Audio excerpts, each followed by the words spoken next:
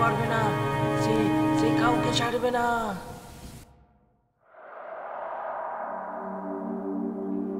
গল্প শুরু করার আগে আমার প্রিয় শ্রোতা বন্ধুদের ভালোবাসা ও সহযোগিতা একান্তভাবে কাম্য করি। একটি লাইক ও চ্যানেলটি সাবস্ক্রাইব করে পাশে থাকার অনুরোধ রাখলাম। শুরু করছি আজকের একটি সত্যি ভূতের ঘটনা, কাফনে মোড়া লাশ। ঘটনাটি গত বছরের মে মাসের মাঝামাঝি কোনো এক সময়ের। পেশাগত কারণে একটু রাত করেই বাসায় ফিরতে হয়। সেদিনও তার ব্যতিক্রম নয়। তবে বাসায় ফেরার রোজগারের পরিবেশে শুধু ব্যতিক্রমে এক জায়গায়। সেটা হলো সেদিন রাতে বেশ বৃষ্টি হচ্ছিল। সঙ্গত কারণে এলাকার নাম উল্লেখ করতে পারছি না। মেন রোড থেকে আমার বাসা ৬-৭ মিনিটের হাঁটা পথ। অফিসের গাড়ি করে মেন রোডে নেমে যাই এবং সেখান থেকে রিক্সা নিয়ে বাসা। এটাই প্রতিদিনের রুটিন। সেদিনও মেন রোডে গাড়ি থেকে নামি এবং রিক্সার জন্য অপেক্ষা করতে থাকি। যেহেতু আগেই বলেছি যে সেদিন বৃষ্টি হচ্ছিল, তাই কোনো রিক্সার দেখা পাচ্ছিলাম না। মেন রোডের যে জায়গায় নেমেছি সেখানে একটা পুলিশ বক্স আছে। সেখানেই দাঁড়িয়েছিলাম রিক্সার অপেক্ষায়। সময় তখন 12:45।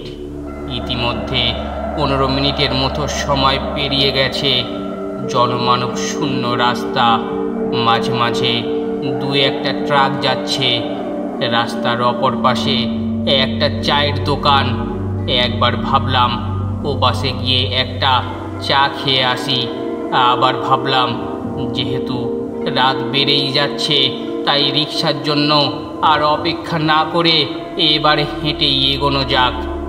বলে রাখা ভালো, বাসায় যাওয়ার সময় 3টে গলি পেরোতে হয়। তবে শর্টকাট গলিটি সাধারণত দিনের বেলায় ব্যবহার হয়, কারণ রাতে ওই রাস্তায় ছিনতাইয়ের ভয় থাকে। এছাড়া এলাকার কুকুরদের আস্তানাও বটে। তবে যেহেতু বৃষ্টিটা জোরে সোরেই শুরু হলো, তাই একটু কম ভেজার জন্য শর্টকাট রোডটাই বেছে নিলাম। মানুষ তো দূরে থাক, সেদিন একটা কুকুরও ছিল না সেই রাস্তায়। বৃষ্টিতে মানুষ যেভাবে হাঁটে, আমিও তেমনই দেয়াল ঘেঁষে যাচ্ছি হাঁটা এবং দৌড়ের মাঝামাঝি একটা গতিতে। গলিটার প্রবেশমুখ থেকে মিনিট 1.5 হাঁটলেই একটা মসজিদ। মসজিদের 1 মিটার আগে আসার সাথে সাথেই আমার পা আটকে গেল। ভয় এবং বিস্ময় গ্রাস করলো আমাকে। এ দৃশ্য দেখার জন্য আমি কোনোভাবেই প্রস্তুত ছিলাম না। দেখি মসজিদের সামনে 3টে খাটিয়া লম্বা করে রাখা এবং 3টে খাটিয়াতে কাফনে মোড়া 3টে লাশ। লাশগুলো বৃষ্টিতে ভিজছে।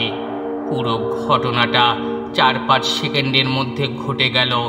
প্রথমে মাথায় যেটা এলো সেটা হলো, লাশগুলো তো বৃষ্টিতে ভিজছে, লোকজন কোথায়?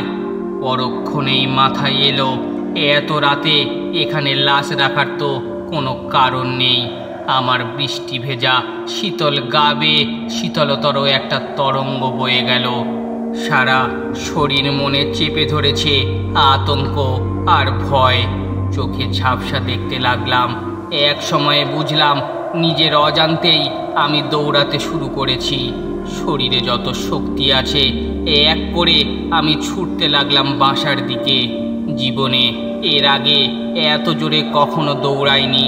3 মিনিটের পথ পেরোলাম মাত্র 1 মিনিটেরও কম সময়ে, এবং তারপরেই এলাকার কমিউনিটি গেট। সেখানে এক দারোয়ানকে দেখে যেন নিজেকে ফিরে পেলাম।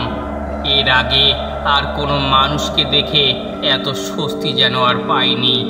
ওদিকে দারোয়ান আমাকে দেখেই বিড়ি ফুঁকতে ফুঁকতে এগিয়ে এলো এবং জিজ্ঞেস করলো, কি হয়েছে মামা, এত জোরে দৌড়াচ্ছ কেন?